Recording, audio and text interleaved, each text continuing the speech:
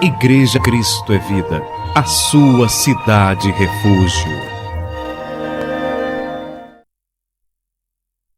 Então agora vamos à Bíblia, vamos ouvir a voz de Deus, o que Deus tem a falar conosco. Vamos abri-la no livro de João, capítulo 18, versículo 33 em diante. O tema da mensagem é: o que é a verdade? O que é a verdade?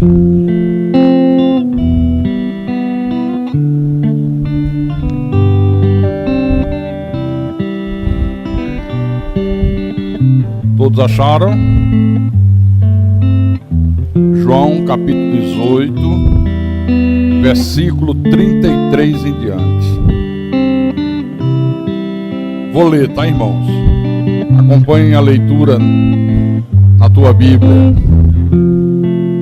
Tornou Pilatos a entrar no pretório, chamou Jesus e perguntou-lhe: És tu o rei dos judeus?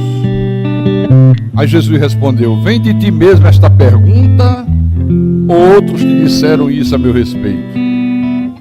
Aí Pilatos replicou: porventura sou judeu? A tua própria gente e os principais sacerdotes é que te entregaram a mim. Que fizeste? Aí Jesus respondeu: o meu reino não é deste mundo. Se o meu reino fosse deste mundo, os meus ministros se empenhariam por mim, para que eu não fosse entregue aos judeus. Mas agora o meu reino não é daqui. Então Pilatos disse: logo tu és rei? Jesus respondeu: tu dizes que eu sou rei. Eu para isso nasci e para isso vim ao mundo, a fim de dar testemunho da verdade. Todo aquele que é da verdade ouve a minha voz. Pilatos perguntou: o que é a verdade? O que é a verdade? Vamos orar para que o Espírito Santo fale profundamente ao nosso espírito nessa manhã de domingo. Feche os teus olhos, eleve teu pensamento a Deus e vamos orar aquele que vive e reina pelos séculos dos séculos.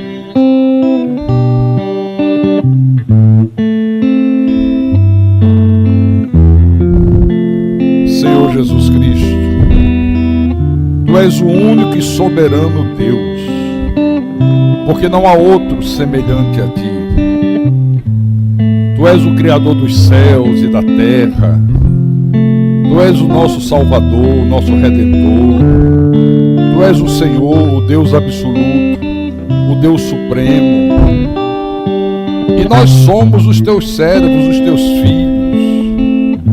E aqui estamos nessa manhã de domingo, em obediência à Tua palavra, ao Teu mandamento, para guardar o dia de descanso, o dia do Senhor, para ouvir a Tua voz, para sermos ensinados pelo Teu Espírito Santo, para recebermos o alimento da alma, o alimento do Espírito, que é a Tua palavra, quando ela é pregada sem misturas, sem paganismo, sem misticismo, sem doutrinas de homens, mas pura como saiu dos Teus lábios.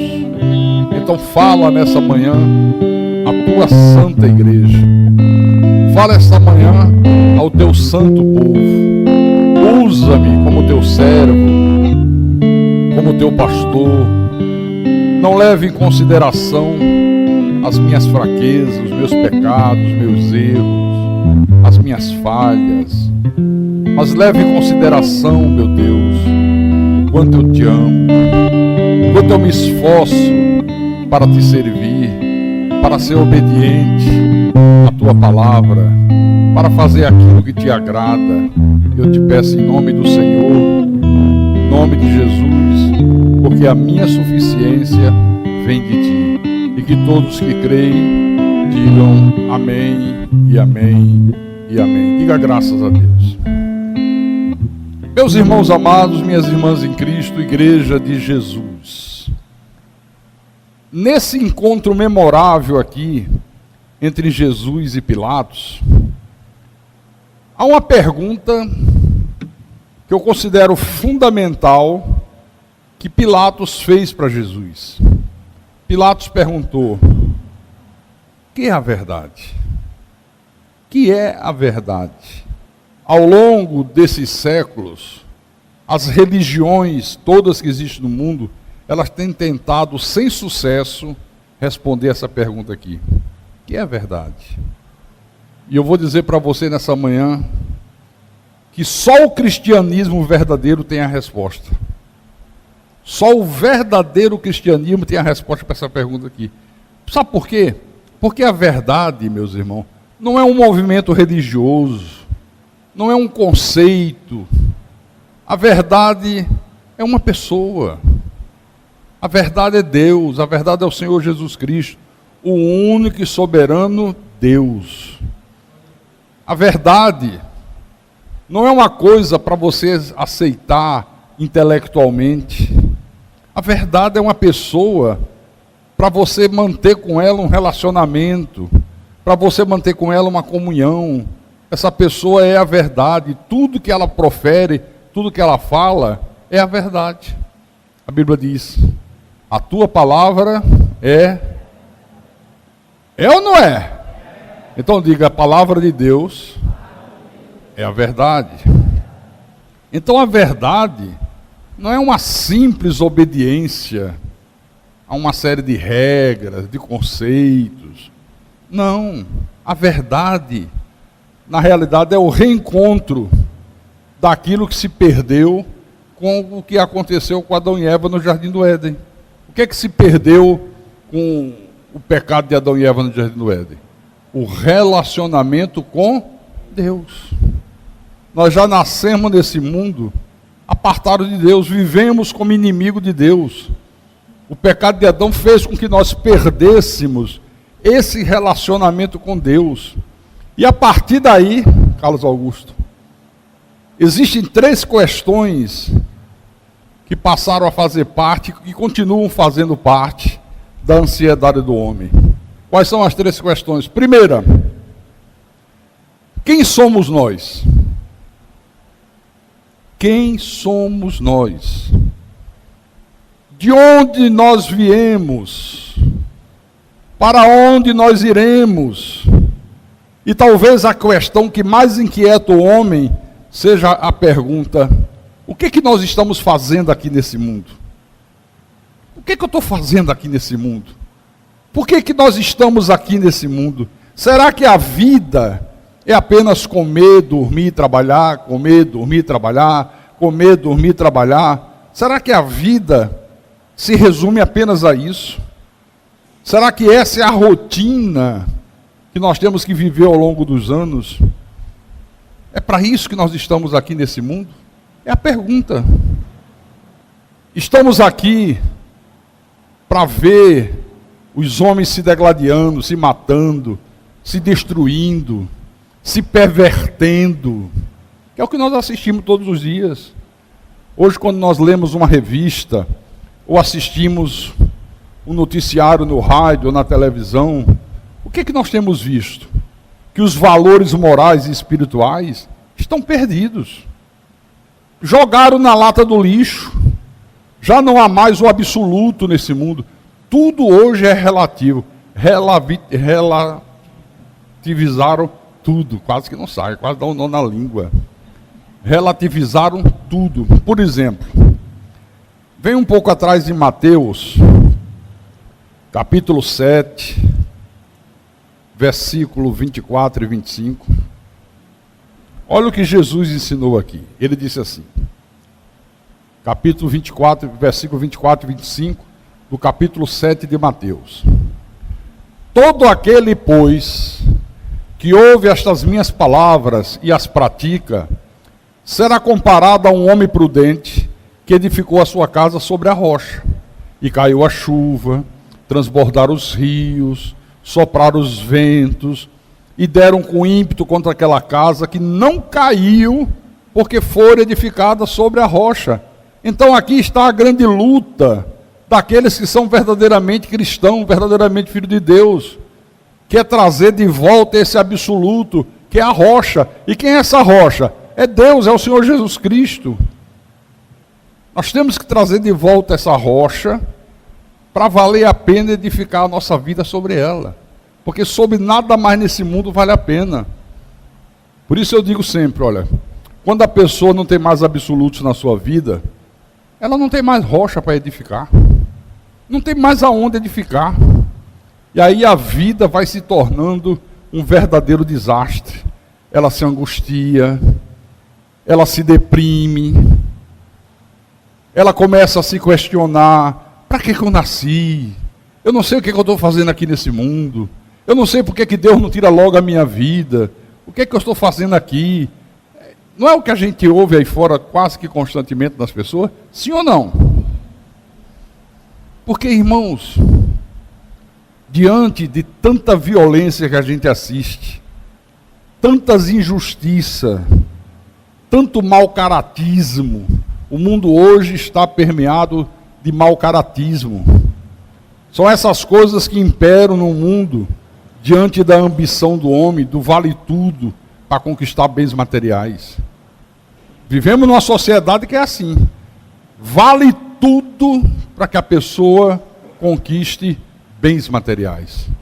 Vale roubar, vale se prostituir, vale adulterar, vale pedofilia, pornografia infantil, vale tudo, tudo, tudo, tudo. E por isso as pessoas, diante desse quadro tenebroso, algumas se desesperam e chegam até a tentar dar cabo da própria vida, e às vezes conseguem.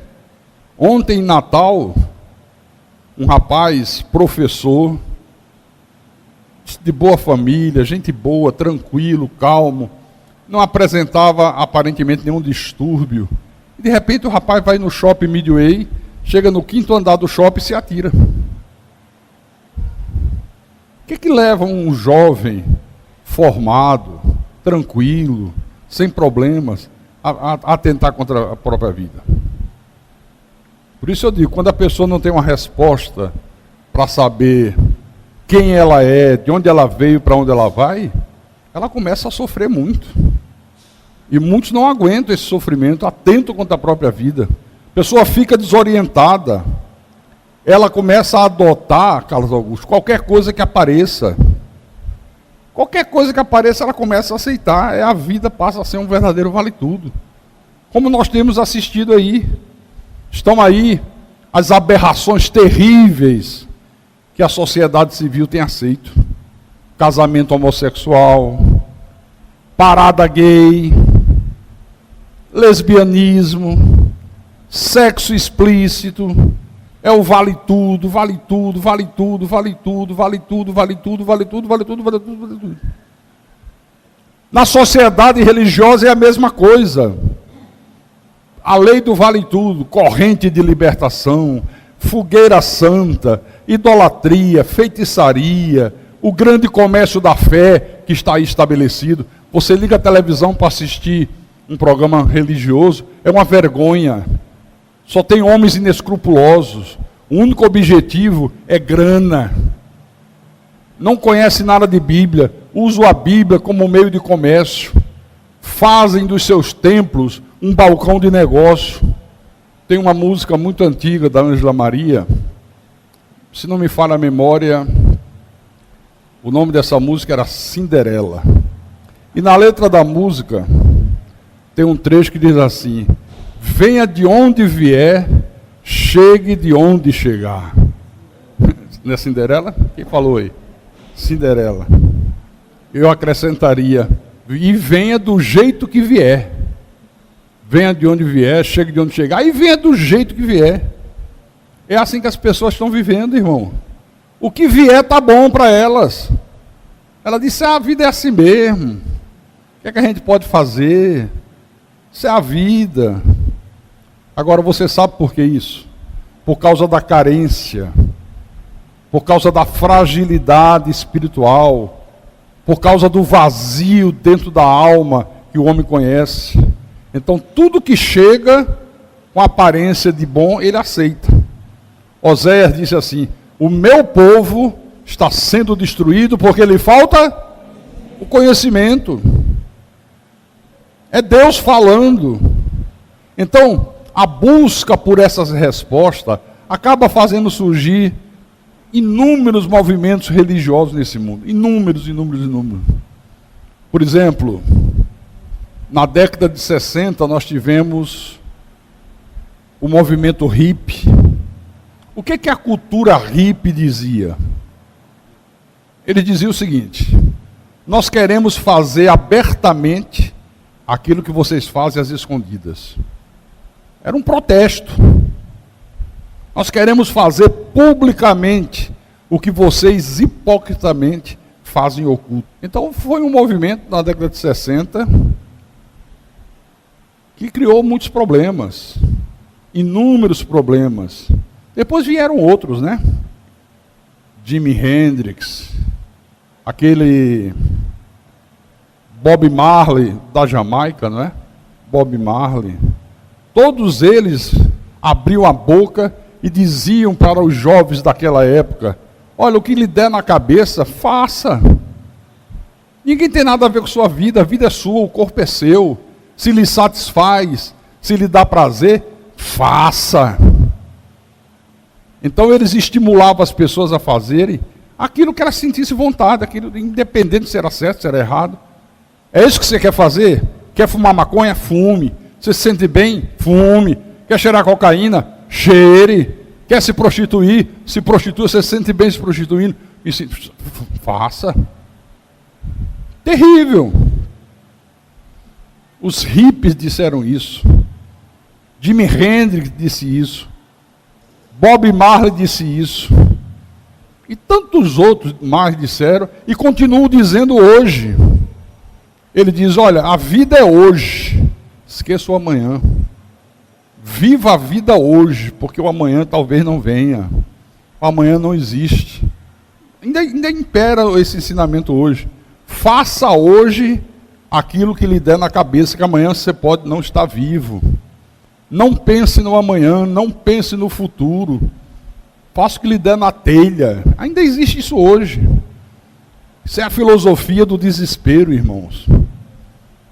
Filosofia esta que há 20 séculos atrás, há 2000 anos atrás, o apóstolo Paulo já combatia dentro da igreja dos Coríntios. Você sabia disso?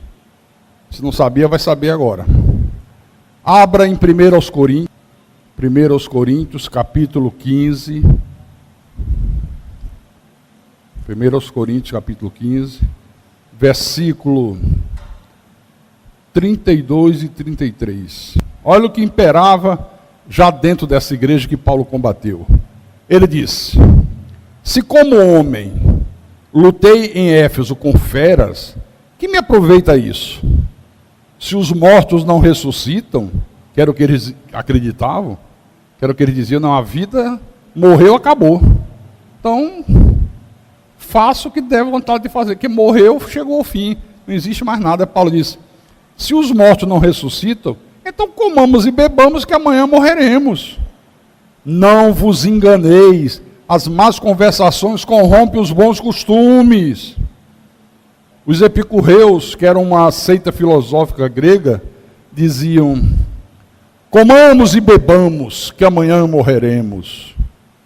Já que vamos morrer, já que não tem jeito, já que o nosso destino é a morte, então vamos comer, beber, fazer o que der vontade, que amanhã vamos morrer. Está aqui. A filosofia era essa. Se a vida é apenas isso, faça o que lhe der na cabeça. Se não existe um Deus, se não há um ser superior, se não há alguém que avalie a nossa vida, se não existe alguém que provoque justiça, se não há um ser superior a quem nós iremos prestar conta um dia, então faça tudo o que der na cabeça, que está valendo tudo. Faça o que lhe der na telha. E ainda hoje, irmãos, há muitos, não são poucos, que se deixam contaminar por esse tipo aqui de filosofia. E o pior é que eles vão contaminando milhões e milhões de pessoas em todo o planeta Terra.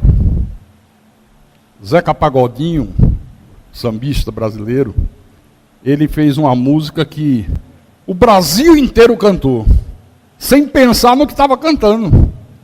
deixa a vida me levar, vida leva eu. E todo mundo cantava, deixa a vida me levar, vida leva eu. Ou seja, deixa acontecer, deixa rolar, o que vier veio, o que acontecer, aconteceu. É como aquela pessoa que você pergunta a ela assim, quais são os seus planos de vida? Quais são os teus planos? Ela responde, nenhum, não tenho um plano. Deixa a vida me levar, a vida leva eu. Eu sou como um tronco de árvore levado pela correnteza do rio. Ah, é? Você é um tronco de árvore levado pela correnteza do rio. Quero dizer para você que lá na frente tem uma cachoeira. Quando esse tronco cair, meu irmão, os estragos serão grandes, ele vai se partir, ele vai se rebentar todo, e aí talvez não tenha mais jeito. Os estragos serão grandes. Então, infelizmente, eu digo isso com pesar, esse é o espírito que tem predominado no mundo até os dias de hoje. A maioria das pessoas pensam assim. Pensam dessa maneira aqui. Aí você pode me fazer uma pergunta, dizer, pastor Carlos Magno, como é que eu tenho que viver a minha vida? O que pode trazer sentido para a minha vida? Essa é uma pergunta inquietante. Pastor, qual é o sentido da vida? Olha, o sábio Salomão viveu durante muitos anos essa busca desesperada por saber o que é que ele tinha que fazer, o que é que podia trazer sentido à vida, qual era o sentido da vida. Primeiro ele achou que para ter sentido na vida, ele devia adquirir obras de arte. Começou a comprar obras de arte em toda parte do mundo. Era o homem mais rico, onde tinha obra de arte, ele encheu seu palácio de obra de arte.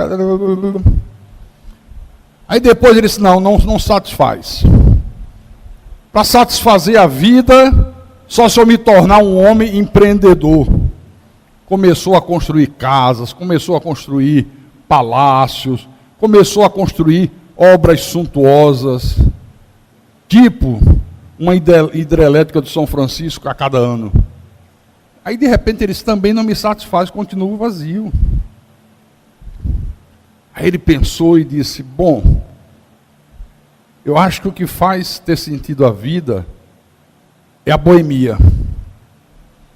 Caiu na noite, se tornou um boêmio, bebeu tudo que podia, tudo que tinha direito, se tornou um boêmio inveterado. Até que um dia ele disse, também não me satisfaz. Isso não resolve a minha vida. Eu acho que só vou ter sentido na vida, eu acho que eu só vou preencher esse vazio que eu sinto se eu passar a viver uma vida devassa, promíscua. Sabe o que esse homem aqui fez? Ele passou a ter 700 mulheres e 300 concubinas. Né, irmão Oceano? Não foram 7 não, 700 mulheres, mais 300 concubinas. Sabe qual foi a conclusão que ele chegou? Depois de passar por todas essas experiências, ele disse, olha, aprendi uma coisa agora. Tudo que há debaixo do sol é vaidade. Essa palavra vaidade no texto grego original significa é fútil. Tudo que existe debaixo do sol é fútil, é vazio, não preenche o vazio espiritual do homem. O cara acha que para preencher o vazio tem que fumar. Fuma. Daqui a pouco 2 carteiras, 3 carteiras, caramba, adquiri um câncer no pulmão e não resolveu. O outro diz, não, eu acho que para preencher o meu vazio, para dar sentido à minha vida, vou encher a cara de cachaça. Se torna um alcoólatra, bebe, e o vazio continua. Eu acho que eu vou ter todas as mulheres possíveis e imagináveis. Ele passa a ter todas as mulheres possíveis e imagináveis e descobre que o vazio não foi preenchido. Ele diz que eu acho que para preencher a minha vida, eu tenho que ter muito dinheiro. Ele faz o vale tudo da vida, adquire dinheiro, adquire riqueza, adquire bens materiais. E chega a hora que ele diz, eu continuo com vazio na vida. Tudo que existe debaixo do sol é vaidade. Salomão disse, eu construí, eu bebi, eu farriei, eu andei no meio dos intelectuais, eu tive servos, eu tive servas, eu tive patrimônio, eu adquiri todas as obras de arte possíveis e imagináveis. Eu tenho ouro, eu tenho prata, eu tenho diamante, eu tenho todas as riquezas possíveis e imagináveis, e chego ao dia de hoje, oco, vazio. Ele diz, tudo é vaidade, tudo isso é fútil, tudo isso é vazio, tudo é vento. Por isso que eu digo, a pessoa que não tem um encontro com Deus, ela é vazia, ela é oca, ela é cheia de vento. Tudo que ela tentar nesse mundo não vai preencher o seu vazio. Nada vai preencher o vazio dela. Quer ver? Venha comigo lá no Velho Testamento. Abra no livro de Eclesiastes. Eclesiastes capítulo 2. Eclesiastes capítulo 2. Quem escreveu Eclesiastes? Salomão. Olha o que ele diz aqui no versículo 11. Vou ler o 10 também.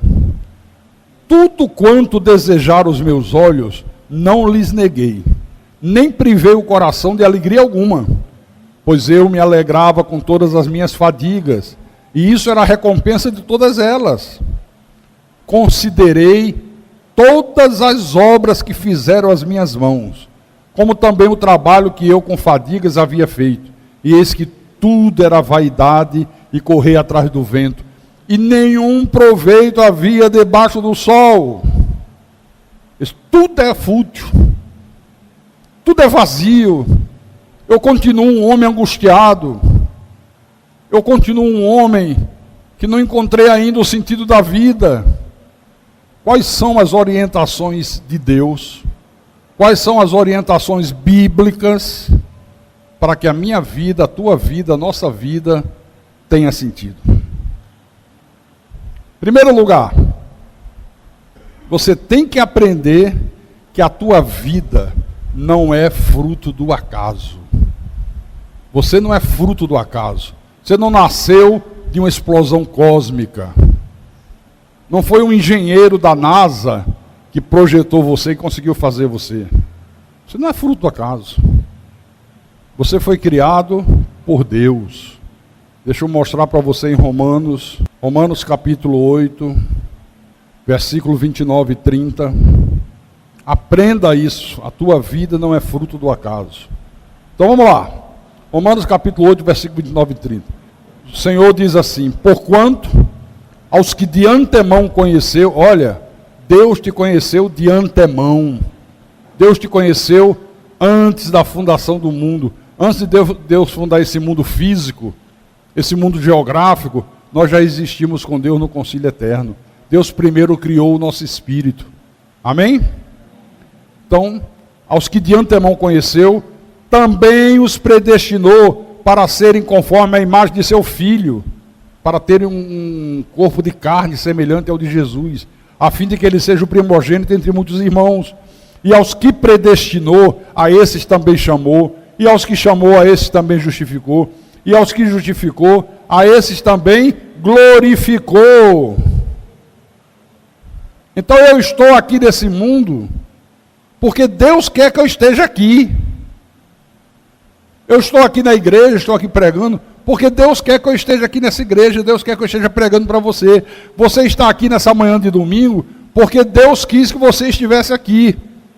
Você está aqui nesse mundo porque Deus quis que você esteja nesse mundo. Você não é obra do acaso.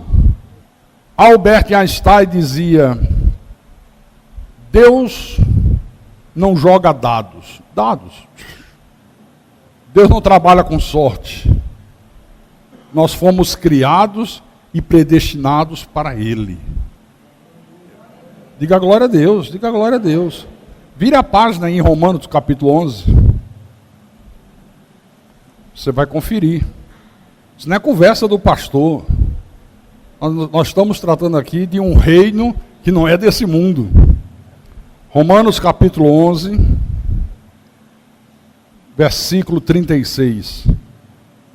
O Espírito Santo fala através do apóstolo Paulo e diz: porque dele, e por meio dele, e para ele são todas as coisas.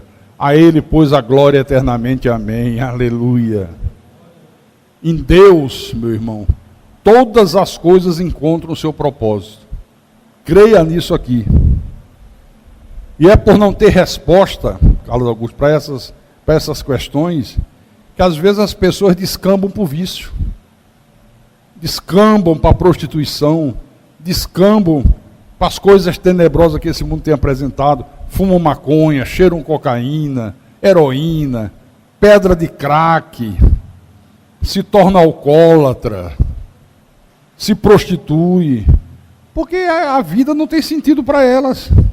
É tudo nebuloso, é tudo muito escuro, é tudo muito sombrio. Ela carrega um vazio na alma, ela tenta preencher esse vazio com essas coisas. E quanto mais ela tenta preencher, maior o vazio. Maior o vazio fica. Isso só termina quando o Espírito de Deus faz você compreender que você foi criado por Deus e predestinado para Deus. Diga, eu fui criado por Deus e predestinado para Deus mesmo. Agora, há duas maneiras de você procurar saber por que você está aqui nesse mundo. Duas maneiras. Uma é pela especulação. Muita gente especula. A outra, que é a correta, é pela revelação de Deus. Quando Deus revela. Porque se a pessoa começar a especular, por que é que ela está aqui nesse mundo, ela vai começar a olhar para tudo. Palpite de A, palpite de B, agouro, horóscopo, gnomo, ocultismo, umbanda, candomblé, corrente de libertação, adivinhos, astrologia. Ela começa a olhar para tudo, ela começa a especular. Ela vai buscar resposta em todas as portas que apareceram no caminho dela. Ela entra. Ela quer uma resposta. Por isso que você vê aí as pessoas desesperadas, nessa busca frenética de saber uma resposta, por que é que elas estão aqui nesse mundo. Tem gente que enche a casa de cristais, em tudo quanto é móvel, coloca aquelas pirâmides, e você chega e diz, vem cá, por que você faz isso? Por que você tem tantos cristais dentro de casa? Por que você colocou tantos cristais? Não, é porque me disseram que colocar cristais e pirâmides atrai uma boa energia. Outros levam a rosa, que o picareta, que usa título de bispo, de pastor, disse ela colocar a rosa em cima da geladeira, vai afastar todo o mal que está dentro da casa dela, vai tirar o demônio. Um saquinho de sal grosso. Você já viu isso? Tem uma seita no Brasil chamada Santo Daime. As pessoas vão lá, aqui em Fortaleza tem, elas vão lá, bebem um chá feito da folha da cocaína, e ela diz, não, isso aqui é para a gente venerar o espírito da floresta. Que loucura, gente! As pessoas fazem tudo. É a lei do vale tudo. Agora, quando há revelação de Deus, aí Deus mostra a razão por que nós estamos aqui nesse mundo. Quando há revelação de Deus, Ele faz você entender que você faz parte dos planos dEle. Que você faz parte dos desígnios predestinados de Deus para a tua vida, em nome de Jesus. Amém? Segundo lugar, você só vai achar motivo para a tua vida quando você compreender que você foi projetado por Deus, você foi criado à imagem e semelhança de Deus, você não é uma coisa qualquer, você não é uma coisa que está aí largada como uma folha que cai da árvore e é levada ao sabor do vento. Não foi a Microsoft que criou o teu espírito. Não foi. Não foi um cientista da NASA que criou o teu espírito. Foi Deus. Apocalipse, capítulo 4. É o último livro da Bíblia, não é? Vamos lá. Apocalipse, capítulo 4, versículo 11. Olha que coisa linda a Bíblia diz. Isso é o Espírito falando e dizendo: Tu és digno, Senhor e Deus nosso, de receber a glória, a honra e o poder, porque todas as coisas tu criaste. Sim, por causa da tua vontade, vieram a existir e foram criadas. Aleluia! É por isso que cada atitude nossa, meu irmão, tem que ser um ato de adoração a Deus. Cada atitude tua tem que ser um ato de adoração a Deus. E outra coisa importante, preste atenção aqui. Deus não espera que você seja perfeito, nem eu. Agora Ele espera que você seja sincero, você seja uma pessoa fiel. Porque uma coisa que Deus não tolera são as dissimulações, os fingimentos, as hipocrisias. Não, Deus busca a gente sincera, Deus busca a gente transparente, Deus busca a gente que quando erra diz: errei, quero pagar o preço do meu erro. Está aqui, dá a mão à palmatória, não finge, não dissimula, não joga a culpa no outro. Isso Deus não tolera. Na epístola de Paulo aos Filipenses, vamos lá. Filipenses capítulo 2, versículo 14 e 15. Ok? Então vou ler. Fazei tudo sem murmurações nem contendas, para que vos torneis irrepreensíveis e sinceros, filhos de Deus, inculpáveis, no meio de uma geração pervertida e corrupta, na qual resplandeceis como luzeiros do mundo. Aleluia. São pessoas assim que Deus ama, irmão. São pessoas assim que Deus busca. Terceiro lugar, você só vai achar sentido para a tua vida quando você descobrir que você faz parte de uma família que é muito mais importante do que a tua família de laços de sangue, que é a família de Deus. A hora que você descobre que você faz parte da família de Deus, aí você encontra sentido para a tua vida. Pastor, mas está na Bíblia que eu sou parte da família de Deus? Está aqui bem pertinho. Volte 2 páginas, Efésios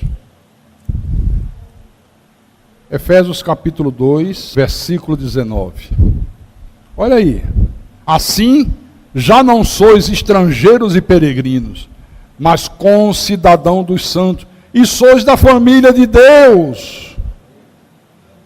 A família de gente que ama de verdade, gente que não traz, gente que não divide, gente que não vira as costas para o outro, gente que não faz fofoca, gente que não finge amor. Essa é a família de Deus. A nossa família biológica passa, mas essa família aqui espiritual vai permanecer para sempre, eternamente, em nome de Jesus Cristo. Quarto lugar, você tem que se conscientizar que todos nós, sem exceção, precisamos ter o caráter de Deus. Todos nós. Outro dia tinha um pastor no rádio, nessas estradas da vida aí que às vezes eu viajo, eu liguei o rádio e ele dizia assim: irmão, vai chegar a hora que a bênção de Deus vai vir sobre a tua vida e você vai se tornar uma pessoa muito abençoada. E dizia isso, e dizia: glória a Deus, diga aleluia, você que concorda. Vai chegar a hora que a bênção de Deus vai vir sobre a tua vida. Vai chegar a hora que você vai chegar em casa, vai abrir a tua geladeira e vai encontrar queijo, presunto, filé mignon, iogurte, tudo do bom e do melhor, porque Deus vai colocar lá dentro. E o pior é que as pessoas pensam assim. Tem gente que diz: estou esperando Deus me abençoar. Mais do que Ele já te abençoou. Mais riqueza do que Ele já nos deu. Você sabe o que acontece? Se alguém chegar agora aí, tapar o teu nariz, a tua boca. Sabe? O que acontece? Por que você morre? Falta o quê? O oxigênio. Sem oxigênio você não vive. Aí, a gente não vê, mas está aqui. Sem dinheiro a gente vive. De um jeito ou de outro. Agora, sem oxigênio você não vive. Tem riqueza maior do que isso? Fecha teus olhos aí.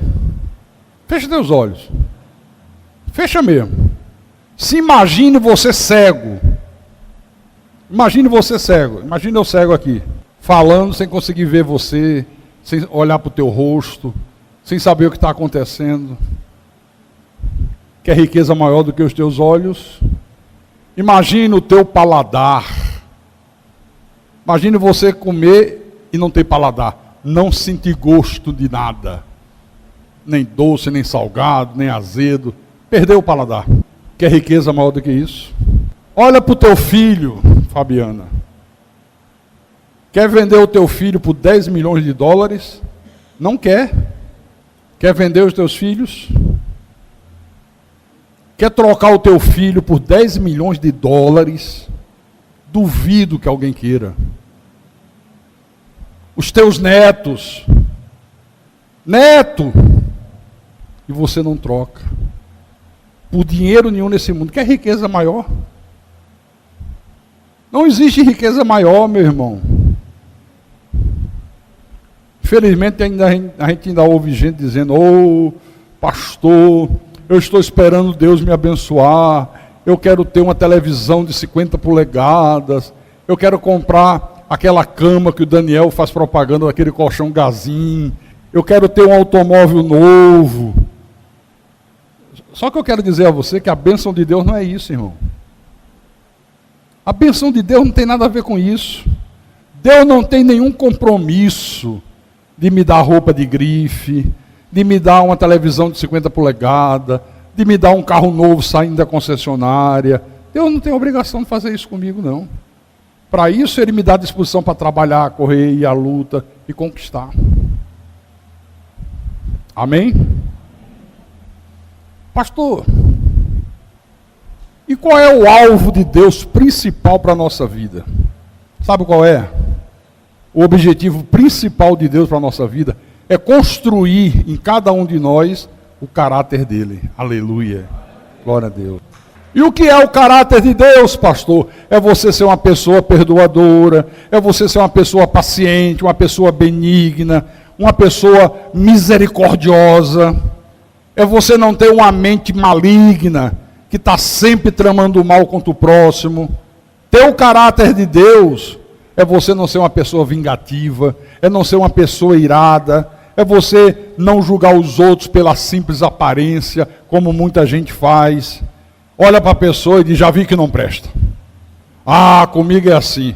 Quando eu bato os olhos, já valeu. Aí você diz assim para ela: vem cá, você bateu os olhos, você conhece ela? Você já conviveu com essa pessoa? Não.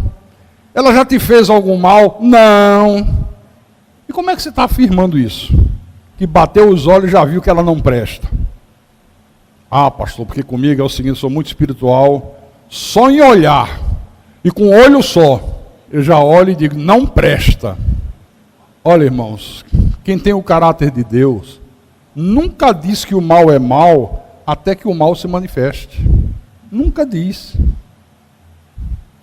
Porque mais cedo ou mais tarde, mais dia menos dia, a máscara cai. Quantas vezes eu faço isso? Às vezes todas as evidências são de uma pessoa maligna. Mas eu não me antecipo a Deus, eu digo: não. De repente são meus olhos. De repente a minha avaliação está errada. De repente é uma coisa momentânea. De repente é uma pessoa que está relaxando espiritualmente, vai se consertar, vai mudar. Estou sempre esperando. Porque se não for, no tempo de Deus o mal se manifesta. Deus faz o mal se manifestar. Deus faz a máscara cair. E a máscara cai. Nós já cansamos de ver isso aqui na igreja. Amém? Quinto lugar. Para a gente terminar. Deus está nos moldando para que a nossa vida tenha sentido. Deus está nos moldando para a autodoação. Nós crescemos espiritualmente para nós nos doarmos, para nós servirmos. A essência da vida cristã é o serviço. Por isso que a Bíblia diz que nós somos servo. O que é que Jesus disse? Eu não vim para ser servido, eu vim para servir. Aleluia. O Deus Todo-Poderoso dizendo isso. Eu não vim para ser servido, eu vim para servir. Aleluia, glória a Deus. Ao longo dos séculos, os que se dizem cristãos inverteram isso aqui. Aqueles que se dizem servos querem ser servidos, não querem servir. O espírito do egoísmo, da comodidade é que prevalece. Eles não querem servir, eles querem ser servidos.